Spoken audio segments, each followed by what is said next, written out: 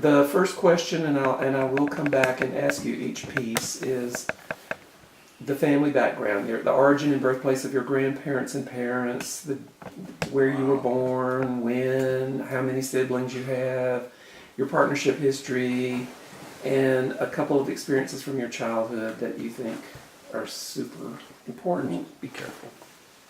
Okay. To who you are. And let's go there first, because that's enough. That's enough before we even have more.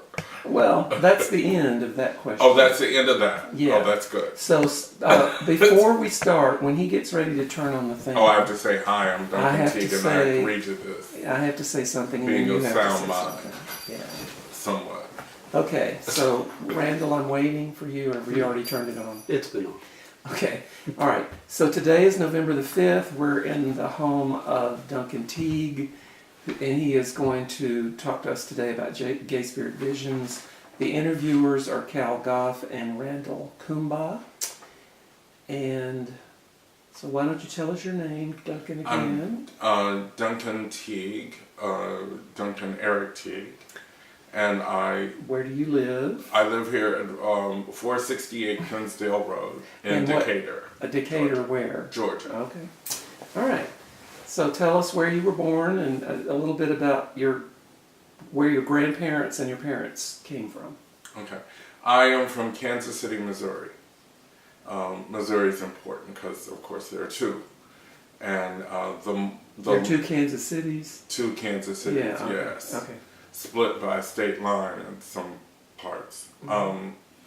And I was born in the early 60s, and that's when a lot of African Americans from the South had relocated to Kansas City. Mm-hmm. And in particular, the Midwestern to Southern corridor, like Texas, Arkansas, a little bit from Mississippi, Oklahoma, coming up, because the jobs were in Kansas City and then further north in Michigan. Okay. My father was supposed to have gotten a job in Michigan, Reverend Russell Teague, who's a retired minister now. And his brother LaMesha dropped him off in Kansas City with some money. And the story is that my father was supposed to call Uncle LaMesha when he ran out of money. And he never made the call. Okay. Because he was supposed to end up in Lansing with Uncle LaMesha. And where did he move from? Muskogee, Oklahoma. My father had just gotten out of the military on a medical discharge, honorable medical discharge, and was ready to strike out into his adult life. Mm-hmm. Okay. And what about his parents? Where were they? Where did My- they grow up? My grandfather, R.E.T., grew up in Oklahoma. Mm-hmm. And I think it's near Bragg's, but Muskogee is where he raised his family. My father's mother was part Native and part African American and grew up on the land that was later turned into the fort. And they actually got some compensation for that. We don't know a lot about her family. She was Mackey. And unfortunately, I don't remember her because she passed when I was 3 months old to breast cancer. Mm-hmm. And they chose not to have her have that very invasive surgery in 1961 Mm-hmm. because it was nothing like what women have now, lumpectomies and Mm-hmm. Laparoscopic. It disfigured women completely. Mm-hmm. And she and my grandfather chose not to have that surgery. Okay. And so she died of the cancer. Did your parents meet in Oklahoma? Or? No, my mother came to Kansas City with her, after her divorce from her childhood sweetheart. She came to Kansas City with his family, actually. From? Bullard, Texas. Okay. And she's ready to strike out and have a new life too. And ironically, the person who introduced my father to my mother at Morning Star Baptist Church was Juanita Broughton, my mother's ex-sister-in-law. Okay. All right. Do you have any brothers and sisters? We're a family of 4, if you use, I'm just going to call it the white nuclear model. Okay. We're a family of 6 if you really count who was there. So, in order of appearance, Yeah. my parents married in the late 50s. And then my father's oldest niece, who is less than 10 years younger than him, graduates high school in Muskogee, Duncan Teague, and she moves in with my parents within the first year or so of their marriage. And so it's my father, my mother, and Laverne. And then I come along, and so Laverne has always been there. Okay. And then in '62, in October '62, my brother is born, Philip. And I think it's significant that when I was born in '61, I was a month premature. I was due in February, I arrived January 8th. I say because I hate to miss anything. And January 8th is also Elvis's birthday and Shirley Bassey's birthday. But anyway, nice, subtle people. But where I was born was significant because it was Queen of the World Hospital. Oh my. And Queen of the World is one of the names for the Virgin Mary. Was it a Catholic hospital? It was a Catholic hospital, and it was also deliberately one of the first integrated hospitals, not just the staff, but also the patients. And this was something the nuns at that time, and I know their order, but I don't have it in my head, that they asked the bishop to do. So in the late 50s, during segregation, they opened one of the first deliberately integrated hospitals in Kansas City, Queen of the World. And their timing was right because the world was shifting and was ready for this. Even the world of Oklahoma was shifting? Well, this is Kansas City, Missouri. Missouri, right, okay. And remember, Kansas City, Missouri is right there beside Kansas. And remember, the Civil War was fought Missouri against Kansas. And so the line sort of got shifted this way instead of that way. So they've always had an interesting history. But in Kansas City, Missouri in the late 50s, they were ready. And I'm not sure how much the rest of the world was ready, but they were. And so it became a hospital where women who were upper working class or middle class black women went, other than the general hospital. And also it became a hospital where new doctors, like Dr. Rogers, could practice, a new African American doctor, without being sort of cornered into a segregated practice. As it turns out, Philip was born, I think, at Queen of the World also, but it closes shortly after that because desegregation happens. So there's a need for it. So it's an important slice of history that I found out later about where I was born.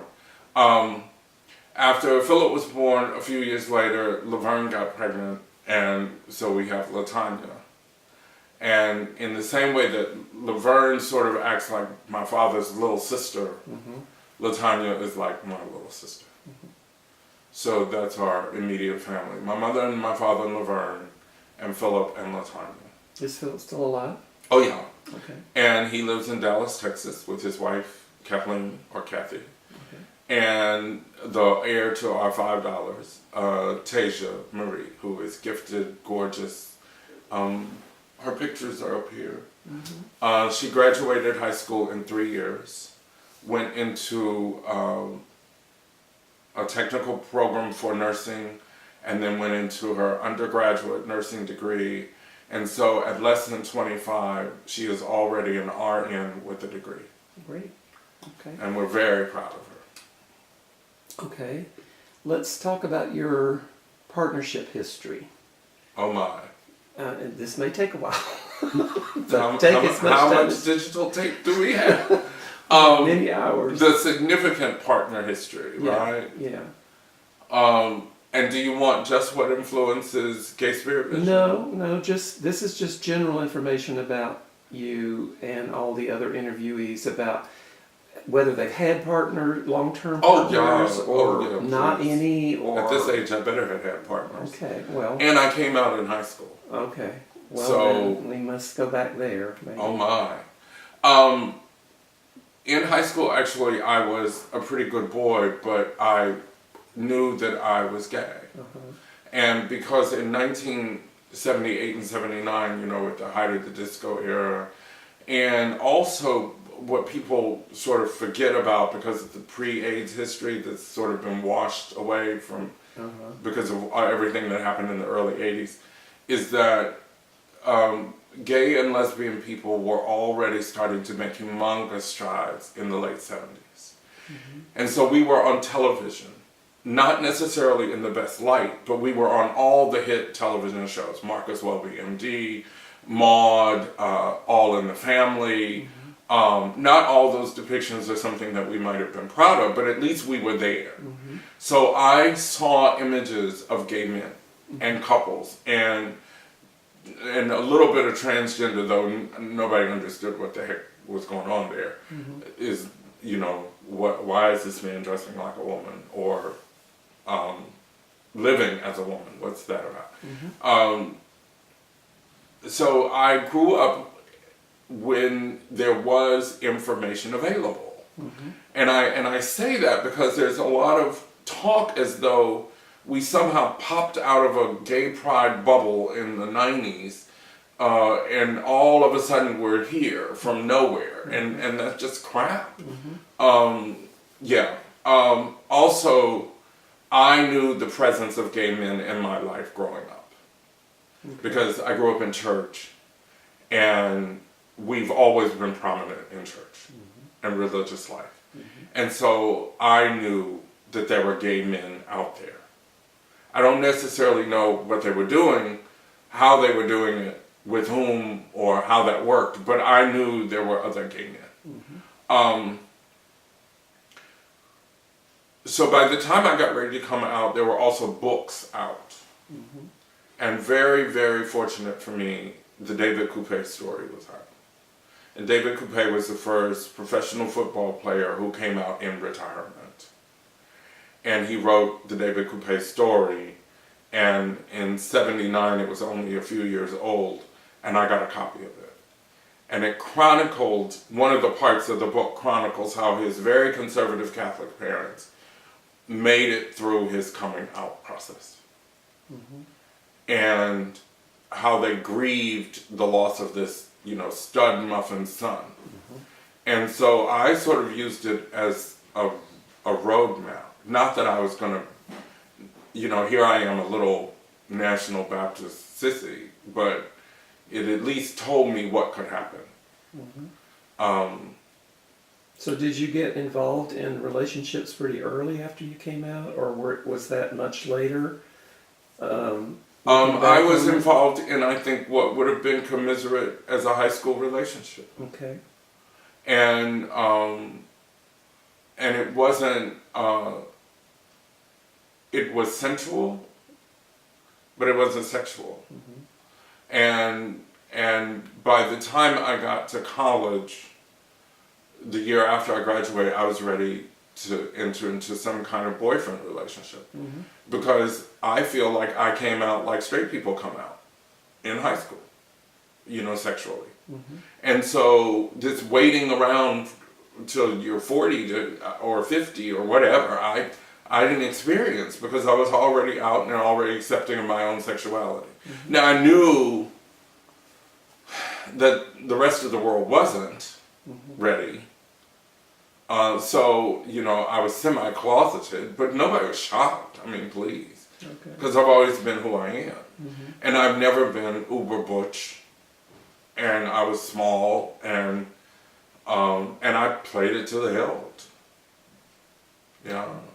What would you say was your first significant relationship that you thought might be go on indefinitely? Well, of course, if you're 18 and you fall in love the second week in college because you're dancing with this cute guy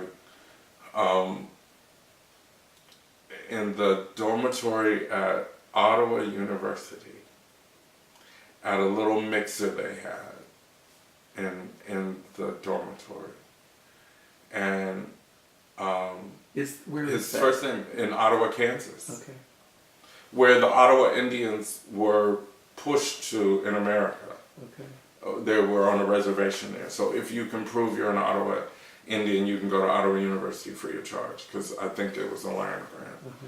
But anyway, the American Baptists had missionaries out there, and that's how Ottawa University started. And it's quite a nice university now. When I got there, it was only 500 students in 1979. Mm-hmm. And there were gay boys all around that campus. And also men who were having sex with other men, not necessarily gay identified.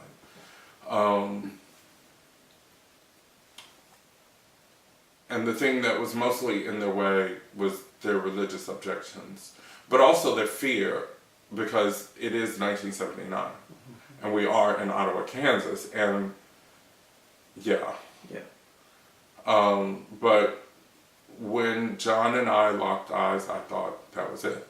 Okay. He wasn't as ready for a relationship as I was initially. But we were ready to love and care for each other. Mm-hmm. So of course it blew up in about a month and a half or something. And I had my dramatic breakup in my dorm room. And about 2 days later he comes down and knocks on the door.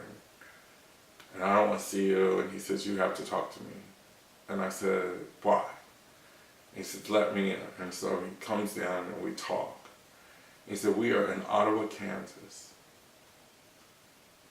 And you and I are the only two gay men who have any sense here. We have to be friends. And that became a very, very long, intense friendship. Mm. And I thank God for it. Because I essentially came out in my first relationship with somebody who cared about me and who was also trying to figure out where they were going to go with their gayness or their gay life. And we went very different directions most of the time.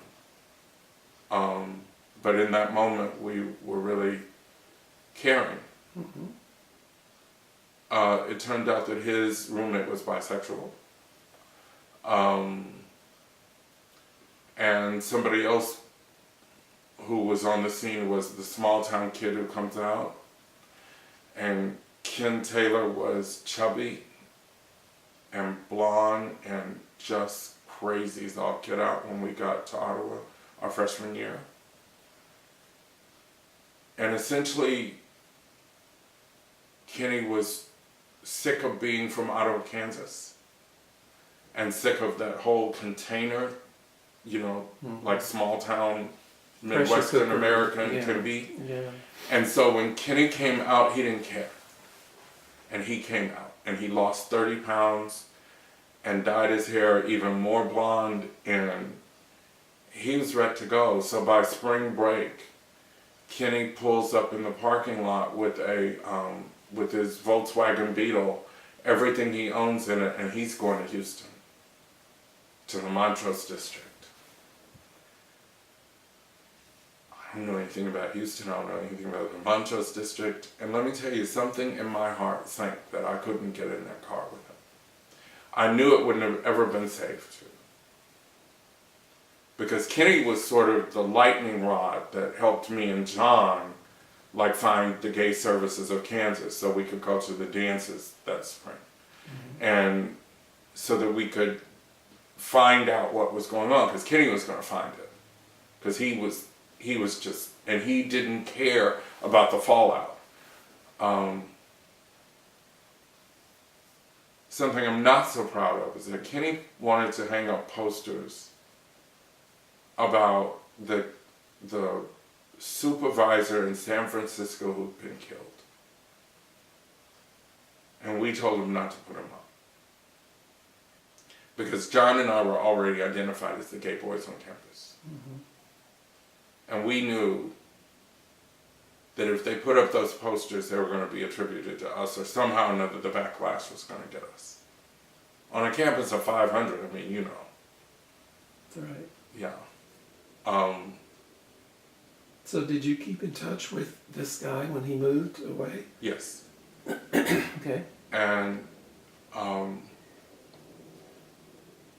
this is when I might break down in tears, because we did stay in touch for the most part, but you know, we were all young and living our lives.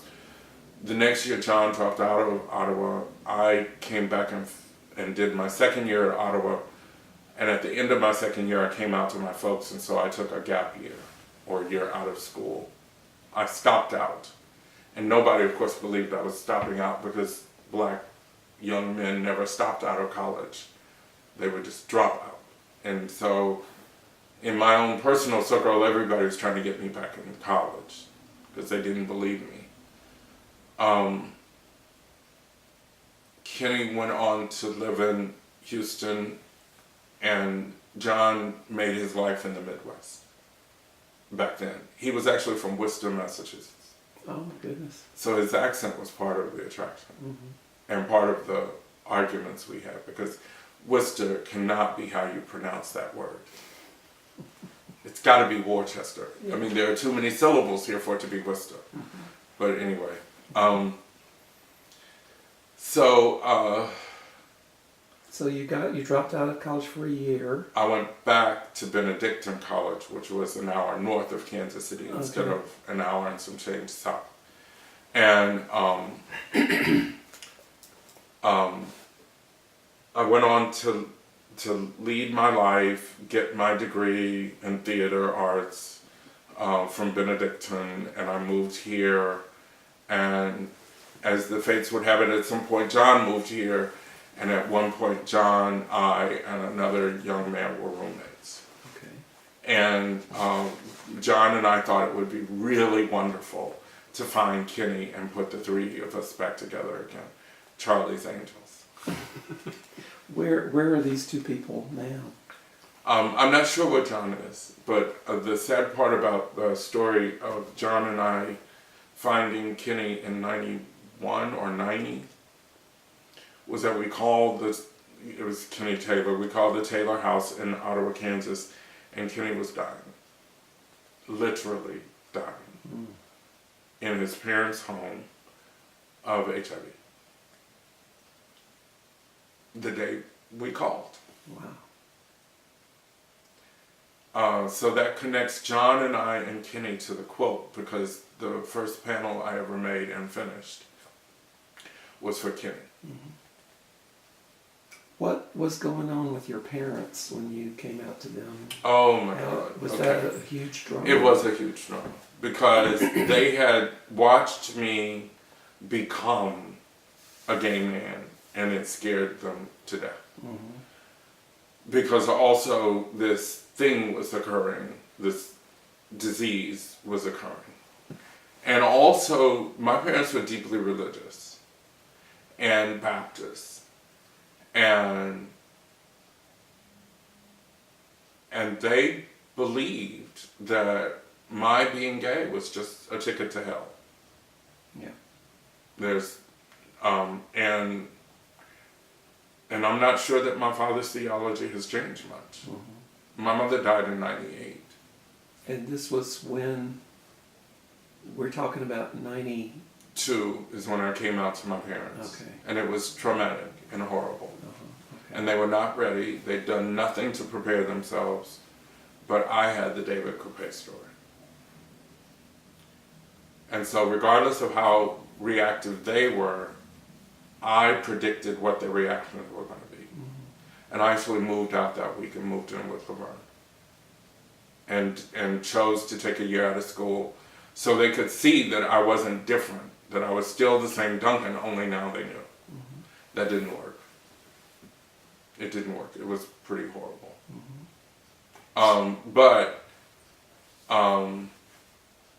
And I was pretty already standing up for myself as a gay person, or as a person, not just a gay person, but as a person. Yeah. Because at some point, my father mentioned about possibly kicking me out of the family, and I looked him straight in the face. I said, "You didn't put me in this family. You can't kick me out of it." So you're 20 now, or 21? Yeah, about to turn 21 that year. Okay. And you went back to Ottawa then? No. No. The year I took out, I had friends who had gone to Benedictine because I went to Bishop Hogan High School. And I went to visit them just on visiting friends. And I thought that I needed a smaller college where I could have more influence and where I could not be lost in a big crowd and then punished for being gay in a big crowd as an anonymous gay person. Did that work? I mean, was that strategy? No, it didn't work. But what did happen was my personality did win over some pretty conservative Catholic kids. And now I know mostly Republicans. And back then I didn't care about the politics. Not hardly at all. I did care about what you did with people. Like, so the Catholic charity and Catholic extending themselves to people. So the first cause I ever got involved with was world hunger. Because when they said that the reason people are starving is not because we don't have enough food, I thought that's ridiculous. So I got involved in that. And that sort of prepared me for what I was going to do later. And actually that program, that little program that I did with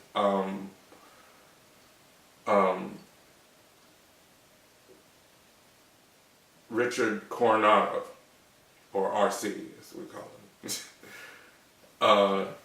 Richard Coronado was a professor who was Latino and raising his children after a divorce. And that was a big deal at Benedictine. Because he was Catholic, so, stuff. You would think it was 1879 or what, anyway. He started a little group that talked about world hunger and talked about what can we do about it. And that group continued. And now they feed, I don't know how many hundreds of people out of the campus because of that program that we started. Wow. So I'm proud of that. So did you come to Atlanta directly after college, or was there an interlude? August of 1984, I graduated in the summer of '84. And I was coming here to celebrate my graduation from Benedictine.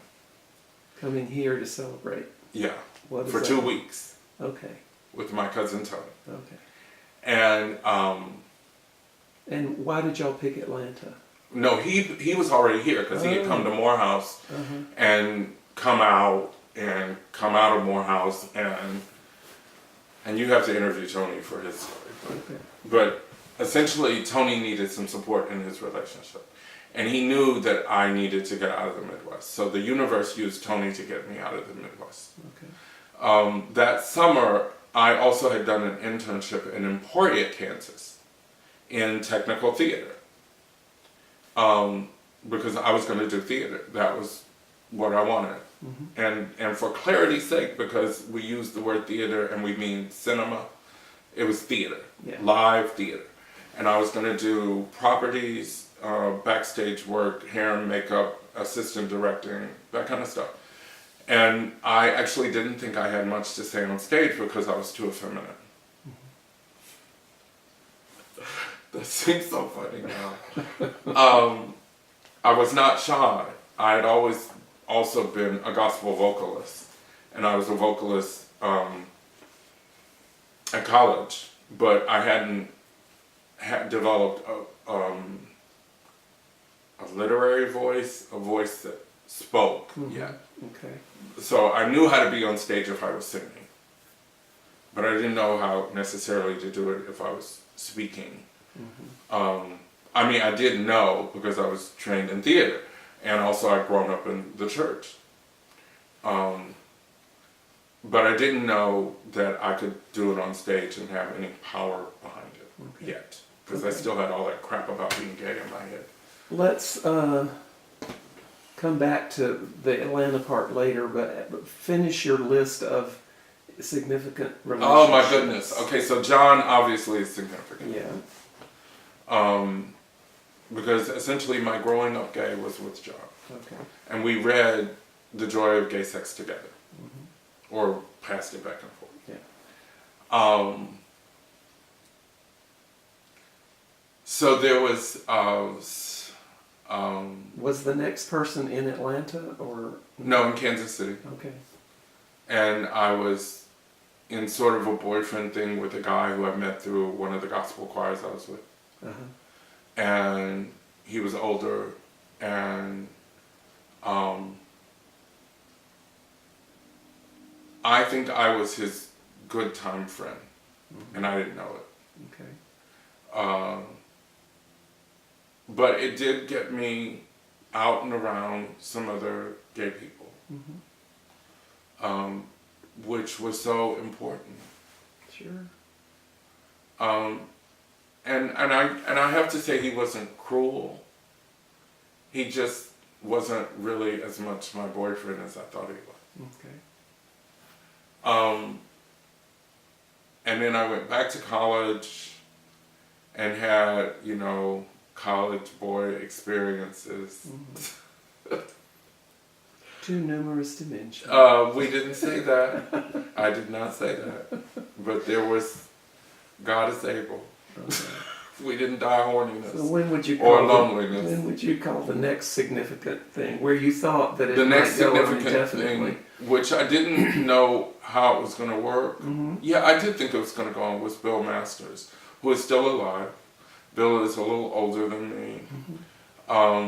In Kansas City, we met at the Open Range, Is that a bar on. It's no longer called the Open Range. It's still on Main Street, down from 39th and Main. And Bill was very sweet to me. And he was older, so of course he had his own apartment, he had his own car. And he loved to watch this 129-pound Duncan eat his weight in food. I loved eating at restaurants. And I loved eating everything. And I mean, all of a sudden, Bill was really like, paramour is not the right word. Well, the person who ushers you into a whole different way of life. Because Bill was single and worked for the state, so he had a decent income, and Bill was spoiled rotten. He also was, I believe, RLDS. What's that? The Mormons who stayed in Missouri. Oh, LDS. Okay. LDS, but the other part. Okay. The Mormons split. Okay. And the woman, the wife of Joseph, stayed in Missouri and started the other church. Okay. And I think he was part of that. Okay. And Bill's parents, to have ultimate control, used their significant upper middle class money to sort of keep Bill in line. Okay. So when Bill wanted a new car, he would go get his mom or go to Joplin and get his mom. They would go to the car dealership and she would write a check for his new car. And the catch was that he didn't get his driver's license until he was 21 because they were older and scared. And that agreement lasted until they died, I think. I think both are gone now. How long did this go on with you and him? About 2 years. Okay. And what ended it was Bill did not want me to go back to college. He had already calculated in his head that an undergraduate degree in theater or in the liberal arts was not going to pay off. And that I would do better getting a job in a corporation and going down that track. And I was already Duncan, who was not going to be put in a track. And that and some of Bill's personal issues broke us up. Okay. When I realized that Bill wasn't supporting me going back to college, and that he was trying to undermine it by having me go on these interviews, that was it. Okay. Because I was going to have a college education. Okay. Who came after him? This was, you said his name was Bill? Bill. Bill. Who was after Bill? So I went to Benedictine.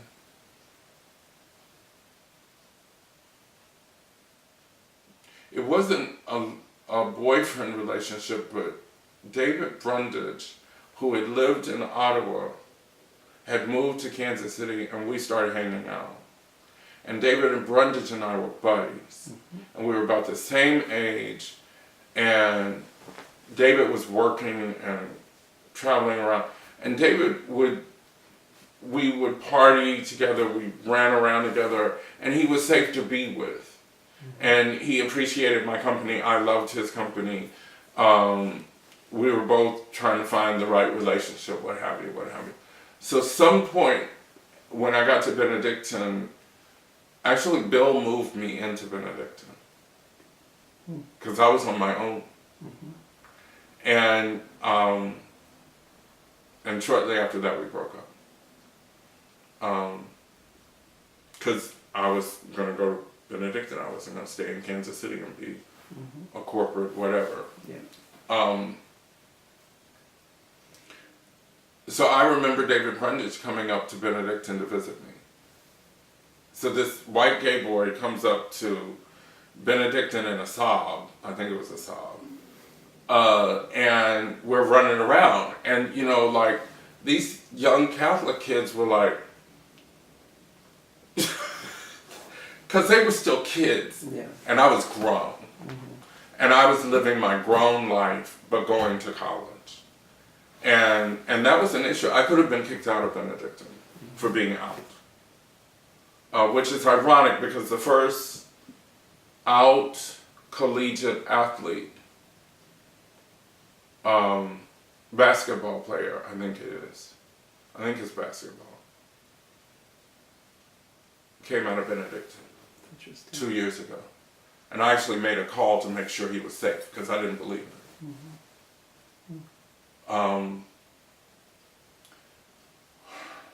Did you? I had friends at Benedictine, shall we say, Okay. who were very kind to me. All right. And there were a whole lot of half-closeted boys. None as out as me. And Benedictine even made it on a college registry about their homophobia. They were so proud about it. So I was really, from 82 to 84, I was in the wrong place. But I was in the right place because essentially it protected me from the virus. And you graduated from there. And I graduated from there. Okay. Okay. Because had I done what most Midwestern theater queens did, I wouldn't be here. Which was go to San Francisco, Chicago, or New York. The epidemic was waiting on them. Right. And I stayed in the Midwest, scared to go to those big cities, not because of HIV. I was scared of being in a one-room apartment somewhere in somebody's basement, living alone. That sounded horrible to me. And what's missing is I didn't know how you made your gay life out of that. So all of that seemed just horrible. And there's also some classism in there.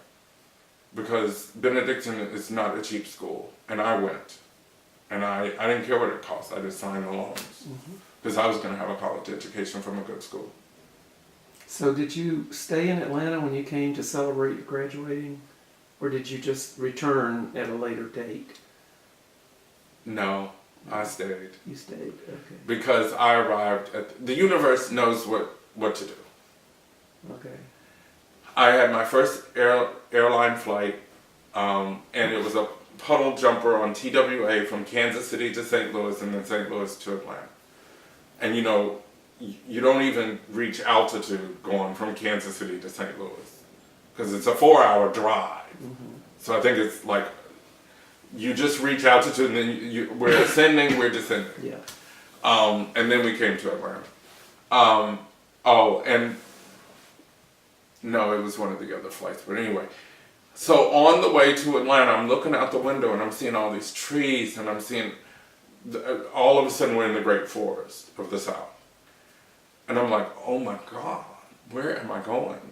And something said, everything's going to be different. And I believed it. And I believed I was ready. Now, had Tony been living here Yes. for a while? Was he an advocate of your moving here? Oh, yeah. Yeah, okay. Okay, so Tony bought the ticket. That was the gift, the airline ticket. So I arrived on Monday, I think. And it is 2 weeks before Labor Day. And Monday night is Monday Night Madness at Illusions, which is the Black Night at Illusions nightclub, which was on the 10th and Peachtree. And it's the big drag bar. And so on Monday night, they hand the bar over to, now Mickey Day, that big white queen, who couldn't have sat in this chair, was at the door. But after Mickey Day, everybody's black. The cast, the crew, everything. And so I'm in there. And it's my first time at a real drag show. And it's my first time at a real big black club. Now I had gone to the Aphrodisiac Lounge in Kansas City, but that was only that big. Yeah. Okay, so I'm at Illusions, and there was a little line when we got there because we got there early, and we took MARTA. And there are gay clubs all along each side of Peachtree City. And I'm like, God, this city is gay.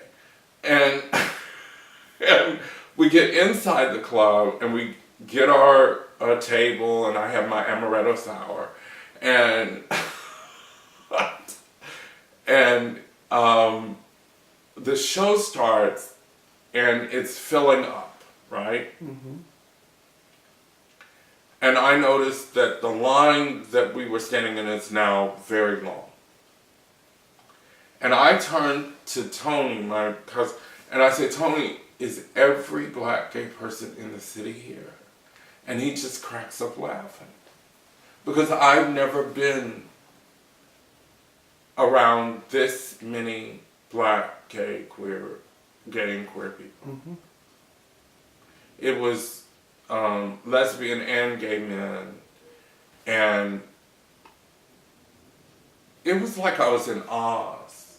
Yeah. And that was the first night I was here. So you decided to stay. Yes, and it wasn't all impractical because I am from Kansas City. So while I'm on MARTA tooling around town, I noticed on Peachtree Street help wanted signs in the windows. This is back when the economy was so good that you could walk out of a job and walk into another job. If somebody upset you, or you didn't like it, or whatever. I mean, it was, the jobs were everywhere. Now, they weren't splashy jobs, because I tried to get some of those, but I was black and gay and nobody knew me. And, you know, in Atlanta, it is all about who you know. And the fact that and I had to get used to this. Are you from Morehouse? Well, no, I'm not from Morehouse. That's another tape. But anyway, So we want to get back to your relationships. history. Okay, so Brian is an important person. Okay. Is he an Atlanta event? Yes, Okay. Sunday. The first Sunday I'm here. Okay. So it is a week, right? And I was at it's Labor Day weekend, and I go to the picnic in the back of Henri McTerry's backyard. It is a 2.5 acre backyard, or something like that. Just ridiculously big. Is this the Black Gay Pride hoo-ha, or is that? There is before no then? such thing as Black Gay Pride Okay. yet. Okay. This was a private This is party. Labor Day weekend. Okay. And there are black gay men who fly into Atlanta to celebrate Labor Day. Okay. Like they go into Los Angeles to celebrate 4th of July, like they go to New York to celebrate, DC was Memorial Day. So black gay prides have put themselves on what already existed. Okay. But anyway, so it's Labor Day weekend in Atlanta, and all the black gay children, middle class and above, all over the world know this. And so they're flying into Atlanta to go to these parties and these things. And it was so funny. Tony and his boyfriend at the time, God rest his soul, Dwight, said, we're going to Henri's picnic. You can't wait to go to Henri's. They talked about it all week long, and I'm like, okay, a picnic is a picnic, but okay. So I go in the bedroom, and I come out wearing these little cotton shorts and a t-shirt and my beat up tennis shoes, and I'm ready to go to the picnic. I look at them, and they're all dressed like they're going to church. And I'm like, what in the heck? And they said, oh God, Duncan, what do you have on? And I said, we're going to a picnic, because I have Atchison, Kansas on the brain. And they said, oh God, we'll dress you. And so they send me back in the room, and in my 10 days worth of clothes is something decent to wear. I still end up in shorts, which is a good thing. Yeah. And we get to Henri's backyard, and now I know every black gay man in America is there. It's like 100 and something to 200 men. And the few white men there are partnered with black gay men. Mm-hmm. Everybody else is black. And Henri, of course, is like bigger than life and gorgeous and knows that he's the ruler of this kingdom. And I was blown away. Mm-hmm. And so somewhat to deal with how I was feeling like a country bumpkin, there's a volleyball net set up. And so I decided I'm going to play volleyball. Nobody else, of course, is playing anything. They're all strutting around like peacocks. Mm-hmm. And somebody else decided to play with me, and Brian Dobson sees me and likes what he sees. And we have a brief conversation, and he is so charming and so Southern, and he's from here, and it turns out that Tony knows him. And I tell him that, I'm visiting my cousin Tony. After the picnic, of course, we're all exhausted, and we all head back to the apartment, and I'm just thrilled. This has just been wonderful, and Brian calls the house and asks Tony for permission to come and visit me. Y'all Southerners reeled me in like, oh my God. And so there are Hope wanted signs all along Peachtree Street. On that Wednesday, Tony sits me down and says, Duncan, we'll return your ticket, and the money we'll use to help support you until you find a job, if you want to stay. Mm-hmm. And Brian, well, I'm not going anywhere. Yeah. Okay. Well, I'd be crazy. Shortly after that, of course, that blew up because the person Brian fell in love with was the country bumpkin from Kansas City, who didn't know anything about town, who would support his closetedness, who was cute and naive, and you know, that was just that was the outside of the flower. that was not the flower in full bloom. I see. And I remember when I horrified Brian. I was at the Midtown Music Festival. I was dancing in the middle of Peachtree in the middle of the day with other gay boys, having a fabulous time. And Brian looked at me like, oh my God, who is that? He didn't really recognize me. And that was not who he wanted to be in a relationship with. Okay. So that ended. Shortly after that was Marcus, who was big, gorgeous, and black, and from Atlanta also. Another charming Southern boy who was a good Southern boy and did everything mother wanted. And I was over it. Okay. I was completely over it because I had set myself free from my parents. And I wasn't going to be confined or restrained for anything. And in my head, I said, you know, white gay boys are free. And I better go back and date white gay boys because this isn't going to work. Okay. Yeah. And I also got into a snit with Tony, which is to be expected. You know, we were all young and gay, and Tony was trying to figure out his life, and I was trying to figure out mine. January 1985, I found black and white men together in Atlanta. Okay. And everything changed.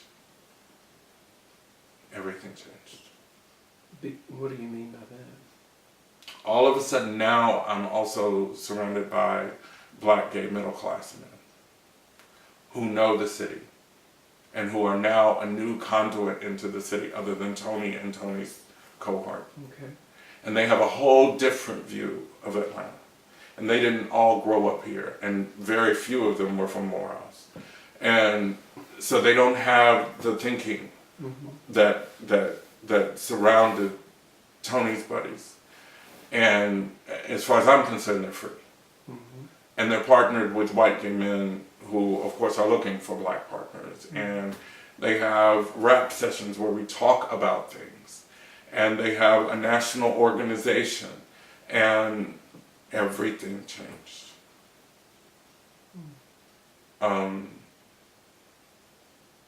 Is that where you met David?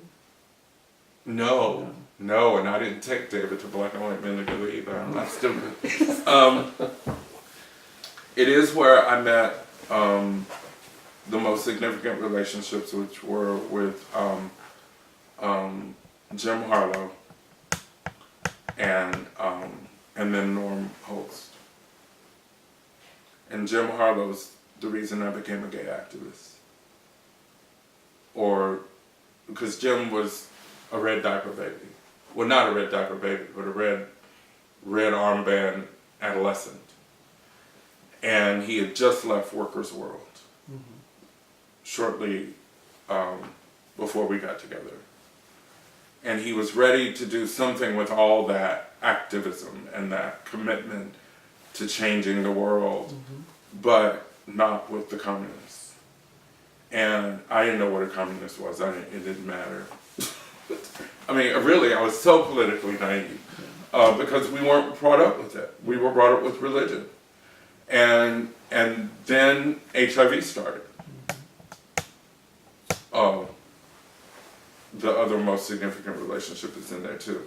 When I got free from the Tony Clark crowd, I moved into Midtown, and I think it was the second month in my apartment, the second week in my apartment, I met Roger Grubb.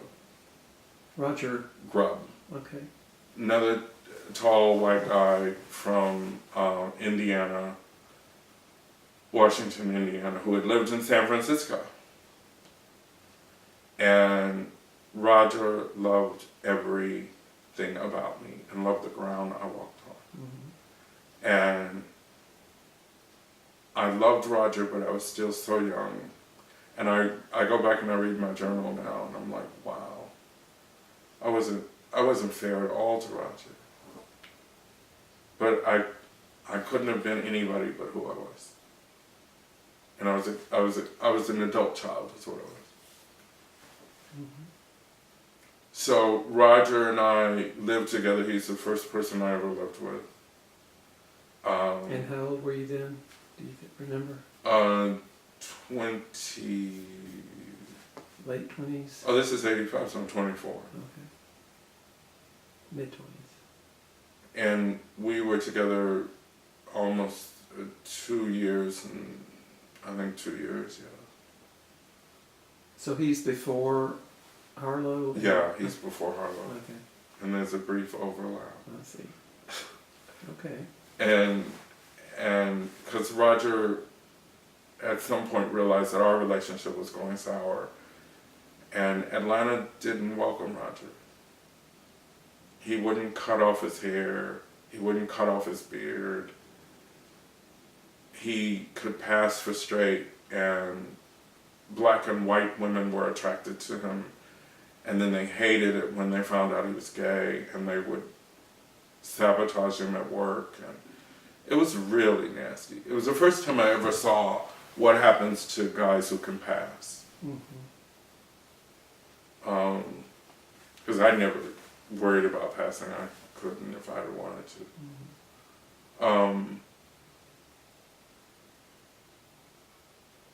There were some men and black and white men together who didn't like Roger too, because he was always struggling. He had some health issues that were not HIV related at that time. And he was introverted. There's a theme there behind me and introverted men. We did love each other. I did meet his family. He was the first person that I ever met their family as their partner. And that was a big issue in his family. They were from Washington, Indiana.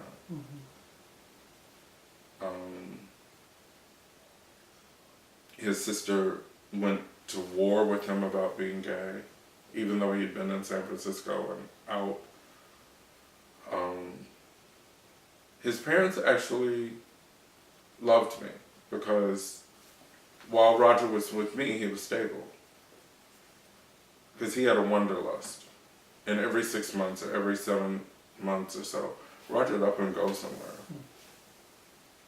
So how long were you together? Like 2 years and something, I think. And he moved back to San Francisco. Oh, Roger was also recuperating from having been sexually assaulted and bashed. And our relationship was part of his recuperation. And was his moving away, did it coincide with y'all splitting up, or was there a possibility that you would move with him out Oh, there? hell no. He took the cat and left me. Okay. All right. So then what happened with your relationships? Jim Harlow, Okay. which was a whirlwind. It was a whirlwind. And this brings me up to Gay Spirit Vision. Because I moved out of the place that I stayed in with Roger and moved in with Joe Chansey. And Joe Chansey was my link to liberal religion and Gay Spirit Vision. Because at the time, Joe was actually a minister at Unitarian Universalist Congregation of Atlanta doing AIDS work. With Martin Escanitas.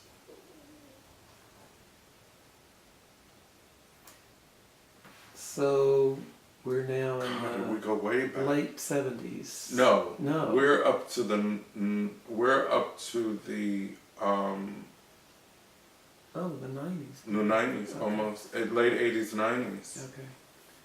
So, did you live? You said you lived with Joe, Yes. and were y'all in a relationship as well? No, we were mainly just roommates. Okay. And Joe had issues with Jim Harlow because he knew about Jim. Okay. And so we'll come back to the GSV. And I loved Jim Harlow. Yeah. And I loved that he got me started in identifying myself as an activist. Mm-hmm. And Jim's drinking, I won't say alcoholism because I think that Jim for the most part had a handle on it, but it was a lot. Mm-hmm. And it pushed all my adult childhood alcoholism. And it actually helped push me into recovery. Mm-hmm. So the relationship between me and Jim was always going to be combustible. Mm-hmm. But Jim did propose to me in the early 90s or late 80s, and I said yes. Mm-hmm. And then all hell broke loose. And I knew that I wasn't ever going to have a healthy relationship with Jim. Okay. He also loved the ground I walked on. Mm-hmm. And I loved Jim, but I just couldn't handle it. And there was a pride about the past, because Jim had been a part of the whole crazy gay thing and the crazy gay leftist organizing thing. Mm-hmm. And he's a significant character. He was marching with Hosea Williams in Forsyth County when they were throwing bricks at Hosea Williams. There's footage of Jim Harlow dodging bricks. I was at a conference for Aid Atlanta then.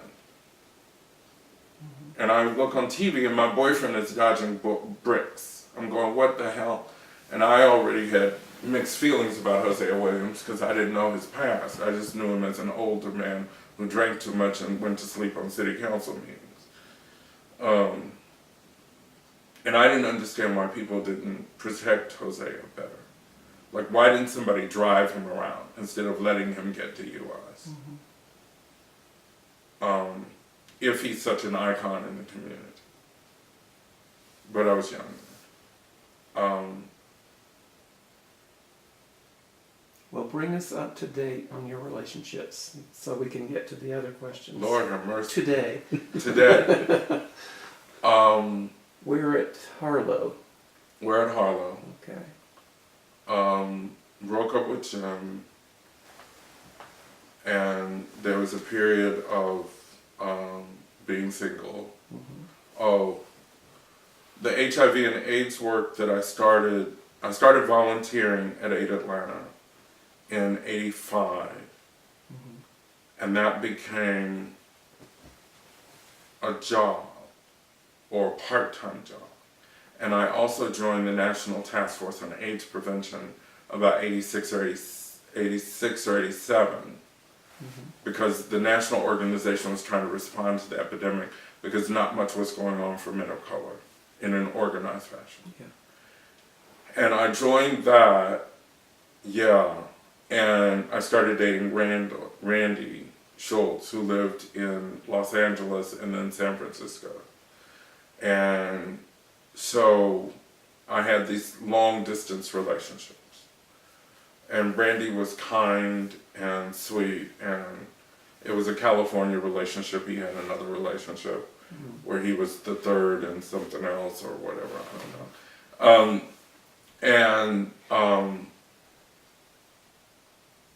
And I was still growing up in all of this. And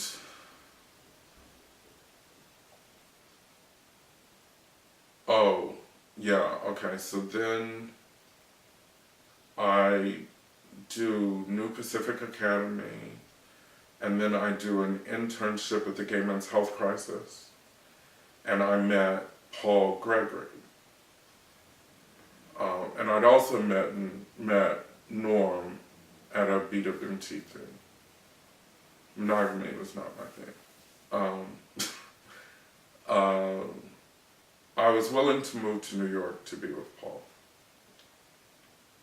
And so that's 92 because I come out to my folks in 82, and then again in 92 because I thought if I moved to New York, I want my folks to be. And they had not moved an iota. Oh my. Not an iota. Hadn't become any more aware about gay life. Had hunkered down, if anything.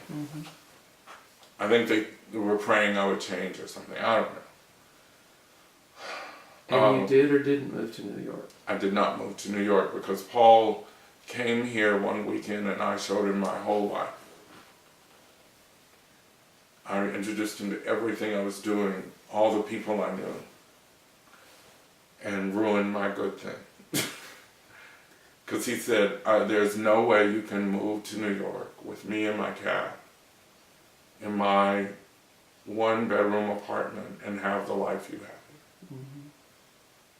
And I was like, what are you talking about? I'm moving to New York to be with you. He said, no, New York requires more than that. And he was smart. He's smart because he never wanted me to, get up one morning and look at him and go, I'm stuck in New York and all because of you. Because I had a big life here. And I thought, I was dating Norm at that time too. When I came back from New York, me and Norm took off again, and Norm was very sweet, and I thought that I wasn't appreciated, that the work I did here in HIV and AIDS was not appreciated, and that I could go anywhere in the world, it wouldn't matter, I could just pack them and get out of this town. And by then, I had been to San Francisco, and I'd been to New York, and I'd been to other places, and I was like, I'm kind of tired of Atlanta. And I'm tired of the way things happen there. And I'm not appreciated. And I got the call that I was Grand Marshal of Gay Pride. So some part of my own self-perception and what was going on in the community was not meshing. And that was 93, and Norm got transferred to Hemet, California. And we had a discussion about me going to Hemet, California. And I think actually the universe was separating me and Norm, because we loved each other. But there was no life for me in Hemet, California. Where in California? Hemet. Hemet. It's in the desert. Okay. And Norm's a geologist, so he would always go to these remote places and do the geological work for reservoirs and and like he worked in Rome and lived in Atlanta is what he said. And on the weekends I was ready for him because I had this full life during the week, and on the weekends I had a full life, waiting on Norm. And so but Norm had to go and I was Grand Marshal, so maybe I can't just pull up and have this life anywhere. And maybe I am appreciated. And it was a pretty big deal that year, Gay Pride was, not that I was Grand Marshal, but because we went from the tens of thousands in Gay Pride to 100,000. That was the first year we broke 100,000 people. And I was Grand Marshal with Dina Collins. And I was like, I have 100,000 queers behind me. I ought to be able to make this work. So were you single again for a while, or was there I'm never single someone for in the long. wings? I'm never single for long, and we're almost there. Okay. Brooke Perry and I were also co-chairs of the African American Lesbian Gay Alliance. Because the year before, Venus Landon, our co-chair, had been killed by her partner in the murder-suicide. And so Alga managed to survive that. But Brooke didn't necessarily agree with my relationship with Norm. I think it was because it was long distance because Norm lived in Rome. I'm not exactly sure why. But Brooke had it in her head that she knew this doctor at the Friends meeting who was cute and single, or she thought he was single. She really didn't care. She thought that we belonged together. And so the car could be going west and it would end up east at David's house. Or we could be going east and they would end up west going by David's house. And she said, I have a friend who lives here. And it was his house in Morningside. And I was like, okay. But see, Brooke is gorgeous. And she was kind of stacked. She still is. And she's gorgeous. And straight men always came on to her. And she was a very feminist, Yankee lesbian. Mm-hmm. And she didn't see men because it protected her from straight male crap. Mm-hmm. And so I didn't trust her opinion about other men. And what do I know about Quakers? I mean, you know, who are Quakers? And, you know, and so I was like, okay, Brooke, okay. So she takes me to this thing while my head is swollen with the gay pride stuff. Yeah. Because I'm Grand Marshal. And it's Free Palazzo's house.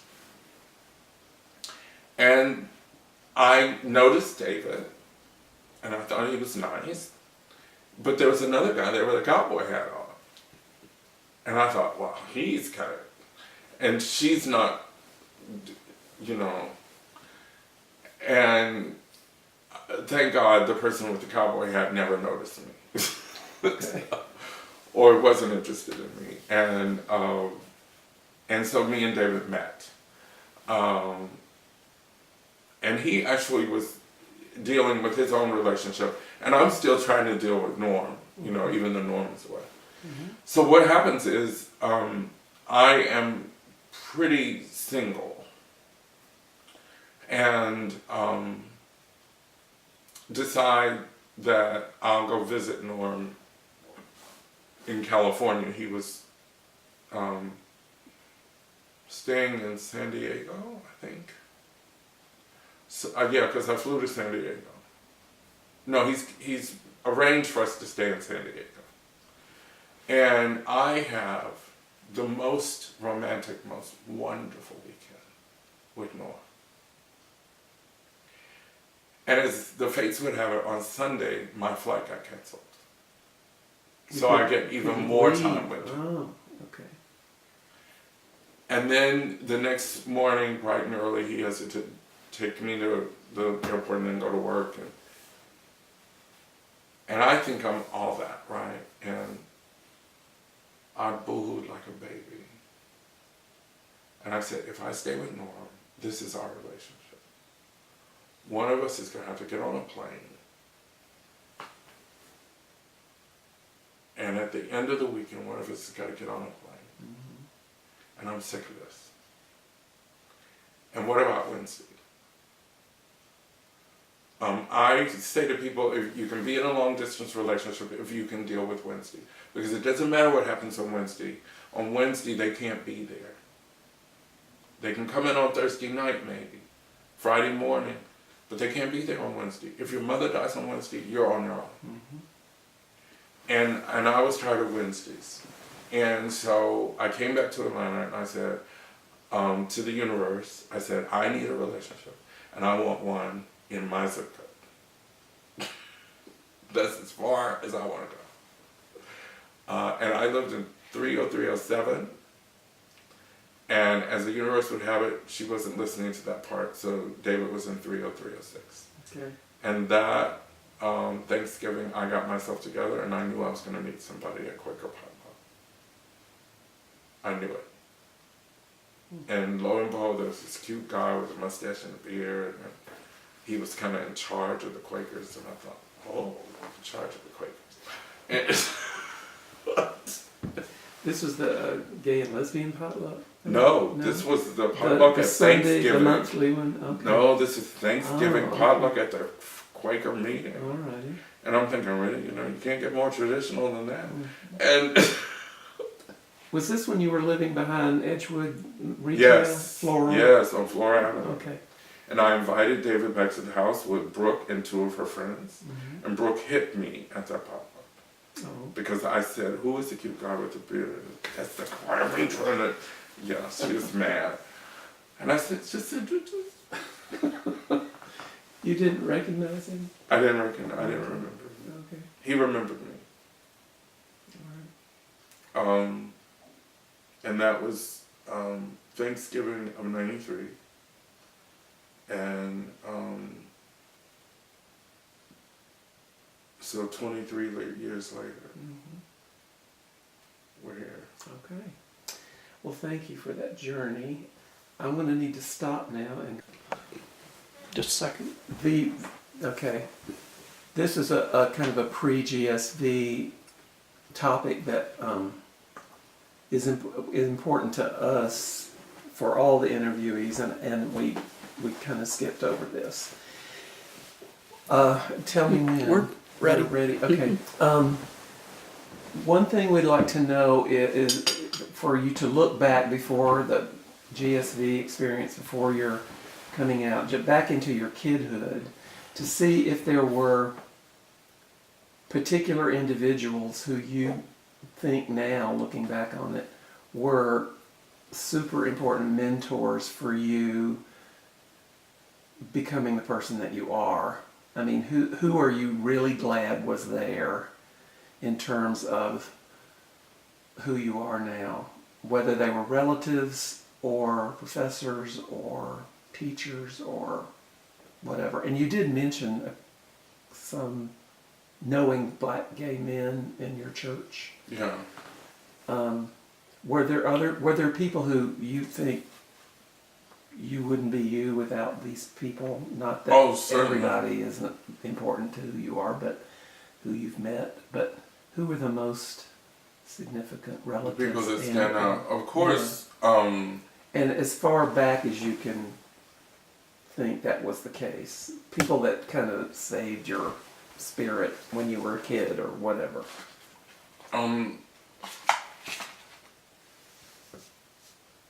I am most definitely the product of Russell and Alice T. And I didn't know the genetic stuff until later. Like, I thought that I was an oddball for wanting to perform and wanting to be in theater and getting so much out of singing publicly. But that's in the genes, and it goes back so far that when my grandfather died, I was with my great aunts, and Aunt Belle and Aunt Emma. Aunt Belle lived in Tyler, and Emma lived in Dallas. And because my flight had took off from Dallas, I rode there with them. In the midst of the car, Aunt Belle says, "I heard you sing." And I said, "Yes, ma'am." And she said, "You know, we sang." I said, "What?" She said, "Yeah, the Walker girls sang. My grandmother's sisters." And then Aunt Emma said, "Yeah, and we used to compete with the other kids." Okay, so this is not just singing for Jesus. And she said, and then Aunt Emma said, "Yeah, and the deacons messed that up, and I ain't had much to say to the Baptists since then." And Aunt Emma said, "And if we thought we were going to lose, Belle would sing a solo." Okay, so that's a lot of seeds to plant. Yes, that's we're not just good singers. We're performers, and we know how to win this contest. That's a whole lot of stuff that came to me that I didn't even know I had until my grandfather died. Okay. So I was brought up in Westminster Baptist Church. My father was on the committee that looked for the building as a deacon, following around Reverend Charles C. Wheeler III, the minister who baptized me. So there is no Duncan without Westminster Baptist Church, Okay. because in 1961, I'm one of the first babies born in the group that forms the church. Mm-hmm. So I'm like a baby of the community. Mm-hmm. So one of the ways that I describe my upbringing is that, you know, I'm premature and I get handed over to a bunch of nuns for a month. And they care for me. And then I think I got handed over to Westminster Baptist Church. Okay. So I'm used to being cared for. Okay. All right. Also, at Westminster, Reverend Wheeler sang. My father sang in the male chorus. My mother was an amazing vocalist before cigarettes and stuff messed up her voice. And she was still quite a choir director in her latter years. Mm. She could direct the choir from the first pew. And she was loud enough to do it. And the personality to do it. Okay. Were there people during the hardest time with your family who you felt were allies besides your dad's sister? Well, she's a pseudo sister. She's his oldest niece, but yeah, I mean, yeah. You got it right. Okay. Laverne, of course, because Laverne is the one member of the family who, along with her daughter, who gets that being present is important, whether you totally agree or not. Mm-hmm.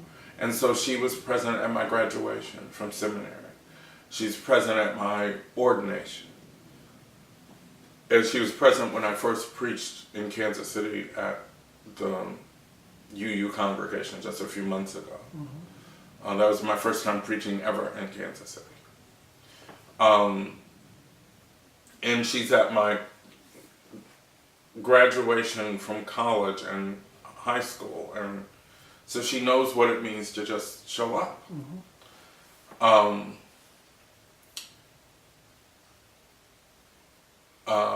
And you mentioned one of your partners was sort of the stimulus for you seeing yourself as an activist. That's Jim Harlow. Jim. So because Jim knew activism uh-huh. and knew it in a way that other people know religion. And so Jim would make sure that I was at the circling of First Baptist mm-hmm. when we prayed for Charles Stanley, when he was telling us that AIDS was God's retribution on gay people. Mm-hmm. Were there teachers? Yes. In your younger years? Yes, and once again I'm being pulled aside. The kids of boomers, or I guess we're the last gasp of boomers, yeah.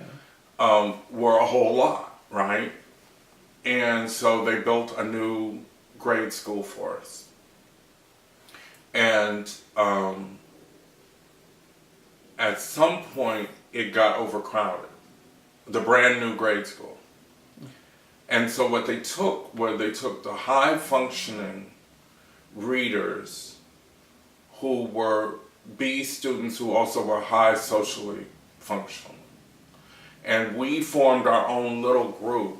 And so we were in the 4th grade in the 3rd grade classroom. So we're not being held back. The other kids are going on into their classroom, but we can handle being separated out from the big bunch. Mm-hmm. And we got Kathy Brown as a teacher, and she's a radical. She was a black radical. She told us, I think she was the first person to say, well, if you have to write black, you should at least put a capital B on it. And she also was not going to let us swallow some of the late 60s crap about who we were. We were intelligent, gifted kids who could do whatever we wanted in life. Mm-hmm. And I'm sure she was a feminist. I don't know if she identified as one, but she was tough. Mm-hmm. And a joy to be around. I don't know where she is in the world, but I love her. Mm-hmm. And so at that real important developmental thing, Yeah.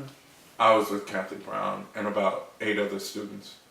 And it's ironic that we didn't stay connected because we were kids, but as adults and in high school, I recognized when one of us showed up. Yeah. Yeah. Yeah. Clement Triplett, who ironically died the week before I arrived to speak my first sermon in Kansas City, died that week, and his funeral was that week. Mm-hmm. And Clement Triplett was the choir director, and Clement was never out, but he was gay, and one of the most prominent musicians in Kansas City. And because I saw how he conducted his life, I knew there was more to being gay than what people said. Mm-hmm. And that there was this real conflict behind the black community's homophobia and the black community's love and care for queers who are in the community. Mm-hmm. And nobody gets it. And I'm real sick of people like putting on a flagpole black homophobia, mm-hmm. as though it's so much different than white homophobia. Mm-hmm. Yeah. And if you do the math, it has to be more complicated, because before desegregation, where the hell else were black queers going to go? We certainly couldn't have been kicked out of the black community. To where? I mean, that doesn't make any sense. Yeah. And we were contributors, and we were part of everything. Just like there was a relationship between Bayard Rustin and Mrs. King, because they both sang opera. Anyway, that's one of my soapboxes. But so my proof against that were all the queens who came through Westminster with the visiting choirs, mm-hmm. directing them. And you knew they were gay men. Oh, man, please. Mm-hmm. And you knew the choir was done up to the hilt in them robes out of 4 different colors of silk because of the queens who were in there. Mm-hmm. And then the black community's collusion around who is and who's not. Mm-hmm. Like, we all know James Cleveland was gay. And we all sang those songs because we didn't have nothing better to sing. Nothing better to sing. And I'll stop there because I've gotten in trouble for that. But so I grew up in the black church surrounded by prominent black queens. Uh-huh. And so I knew something else was out there. Uh-huh. And it wasn't just gloom and doom. These were respected men. These were men who were revered for their talent and their abilities. And the whole community knew them. No, they didn't like the fact that they were queer. But what were they going to do about it?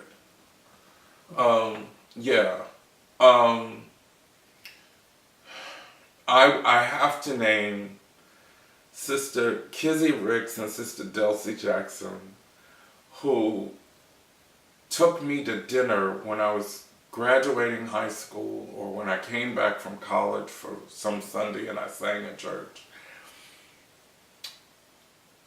And the dinner was a bribe. To do what? Because they wanted me to stay in Kansas City and to support my father's ministry by singing. Mm-hmm. And going into ministry myself. And I thought they were 2 little old crazy women. Mm-hmm. And lo and behold, here I am about to start a crazy Unitarian Universalist church in the black community. Mm-hmm. And they saw it. Mm-hmm. They saw it, and they told me. The other character is my mother's sister, Opal Faye, and she's Ain't Opal Faye to me, because we were kids when she arrived, so we didn't say Opal Faye, we said Opal Faye. So it's Ain't Opal Faye. And she still is Ain't Opal Faye at 92. And because of her, she's my mother's oldest sister, my mother was the youngest. So Ain't Opal Faye had children who are my first cousins, who were just a few years younger than my mother. Mm-hmm. And as an adult, they don't let me hang out with my first cousins once removed. I have to hang out with the older folks because I'm their first cousin. Mm-hmm. But when Aunt Okwufe arrived, her second marriage was to Uncle Willie. And Uncle Willie Smith was related to the Fosters. And the Fosters were the people who helped my mother go to beauty school when she first arrived in Kansas City. So it's all swirling relationships. And that marriage between Uncle Willie and Aunt Okwufe connected us literally to their family, even though we were already connected. And even though I already called John Foster Uncle John and his beautiful wife, Aunt Catherine, who I thought looked like Diana Ross because she had real big eyes. And my mother, in a photograph with Aunt Catherine and her sisters, dressed in their identical muumuu with the rest of the women, looks like one of Aunt Catherine's sisters. You can't pick her out. So we were very connected, but the reason for this story is that the Fosters have always been entrepreneurs. And so John Foster owned Foster's Barber and Beauty Salon, hence my mother goes to beauty school and works there, and the furniture shop and a record store at one point. And the record store was what he owned when I was a kid. And he's also a record promoter. So he's promoting blues, jazz, and gospel music. And the gospel concerts are at Ivanhoe Temple on Sunday afternoons. And he needs folks to come and sell albums and to be at the concert venue to help with the artist. So as a kid, I meet Mahalia Jackson and hear her perform. The Hawkins Family when Oh Happy Day was a brand new single. The Blind Boys from Alabama, from Mississippi, all the Blind Boy franchise. James Cleveland and the Troubadours. 5 men, and he's got 5-part harmony, from soprano down to bass. I met all those people, so they were very influential on who I was and on who I grew up to be. And it's Uncle John and Aunt Catherine, whose story ends kind of tragically, but in the 1960s, we're on the corner of Brooklyn and 31st Street. Yeah, I think that's it. They sold the tickets to the concerts, and they had all this music around them, and my mother was there, and I, as a kid, grew up with access to all that. So that's part of who, helped form me. Okay. All right, thank you, Duncan, and thanks for your patience for letting us get to the rest of the stuff another time. Oh, sure.